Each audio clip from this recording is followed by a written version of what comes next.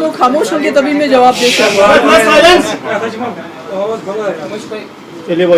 खामोश।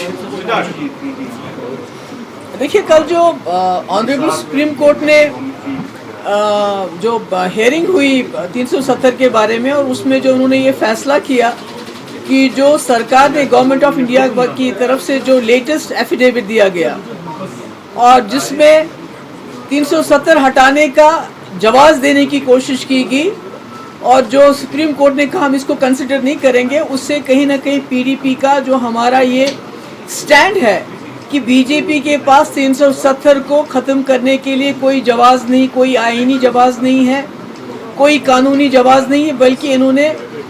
आईन की धज्जियां उड़ाते हुए एक ऐसा कारनामा अंजाम दिया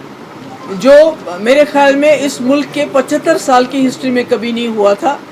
तो इसके साथ साथ उनका ये दलील देना कि 370 को ख़त्म करने के बाद जम्मू कश्मीर में हालात ठीक हो गए, ये बिल्कुल ऐसा है कि जब कोई गुंडा, कोई बदमाश किसी घर में घुस के वहाँ के लोगों की पिटाई करे, आबरूरेज़ी करे, उनको धमकाए और उसके बाद बोले कि घर में सब कुछ ठीक ठाक हो गया क्योंकि अब घर में आवाज़ नहीं आ रही, शोर नहीं हो रहा है, झगड़ा नहीं हो रहा है। बिल्कुल वही हाल उन्होंने जम्मू कश्मीर का किया है। जम्मू कश्मीर में इसको एक खुली जेल में तब्दील किया गया है, जहाँ पर आम इंसान की बात तो दूर, जो यहाँ के जर्नलिस्ट हैं, मीडिया के लोग हैं, उनको न सिर्फ धमकाया जाता है बल्कि कईयों को यूएपी के अंदर जेल में डाल दिया गया क्योंकि वो अपना फ़र्ज़ अंजाम देते थे। वो मरकज़ी सरकार को आईना दिखाते थे कि जम्मू कश्मीर के हालात क्या हैं। और हमारे इसके अलावा हमारे हज़ारों की तादाद में हमारे लोग जेलों में हैं, जिनमें नौजवानों की बहुत बड़ी तादाद के अलावा हमारे जो मजहबी रहनुमा हैं, जिनका मैं कई बार नाम ले चुकी हूँ, बार बार नाम लेने की ज़रूरत नहीं है, जिनको इस वक्त जम्मू के जेल में रखा गया है, जहाँ उनकी जो उनकी उम्र की वजह से और गर्मी की वजह से उनकी तबीयत भी ख़राब हो रही है। और ये सब जो लड़के हैं जिसमें जवान हैं, जम्मू कश्मीर के जेलों के अंदर, जम्मू कश्मीर के जेलों के बाहर हैं, कोई इनका ट्रायल नहीं हो रहा है, कोई कानूनी कार्रवाई नहीं हो रही है, कोई इनकी ज़मानत नहीं हो रही है, बल्कि अगर कोई जाता भी है बड़ी मुश्किल से वहाँ पहुँच जाता है, चाहे हरियाणा हो, चाहे राजस्थान हो, चाहे यूपी हो, तो वहाँ उनको मुलाकात भी नहीं होती है उनकी, और उनके पास कोई ऐसे वसाइल नहीं है। तो ऐसे में ये कहना कि जम्मू कश्मीर में सब कुछ ठीक ठाक है, जम्मू कश्मीर को जिन हालात से इस वक्त गुजरना पड़ता है, आप अखबार खोलिए, एनआईए का रेड, ईडी का रेड, एसआईए का रेड, एसयूआई का रेड, इसके बगैर तो कोई डेवलपमेंट हमें नज़र नहीं आती है। रोज़ छापे पड़ते हैं। तो इतना जुल्म जबर करने के बावजूद सुप्रीम कोर्ट को ये बावर कराने की कोशिश की गई कि 370 के बाद हमने यहाँ सब कुछ ठीक ठाक किया। और मुझे उम्मीद है कि जो हमारे जस्टिस चंद्रचूड़ साहब, चीफ जस्टिस चंद्रचूड़ साहब और उनके साथ जो 200 जज लाए गए, वो भी इसी मकसद से लाए गए यहाँ, ताकि उनको ये दिखाया जाए कि जम्मू कश्मीर में जो कब्रिस्तान की खामोशी है, उनको ये बताया जाए यहाँ सब कुछ ठीक ठाक है।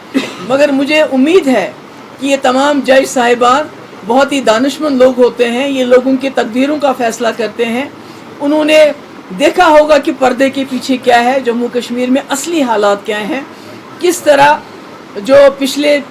4 साल में जब से हमारा केस सुप्रीम कोर्ट में है,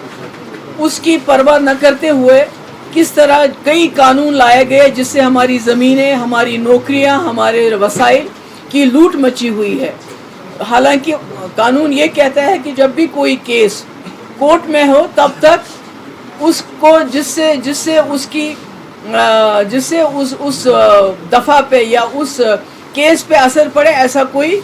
फैसला नहीं लेना चाहिए। मगर चूँकि बीजेपी ने कॉन्स्टिट्यूशन को, जुडिशरी को, हर एक चीज़ का जो है उसका मुखालफत करने का बेड़ा उठाया हुआ है, क्योंकि जब पार्लियामेंट में 2019 में कॉन्स्टिट्यूशन को बरतरफ करते, वो कॉन्स्टिट्यूशन जिसने जम्मू कश्मीर के लोगों को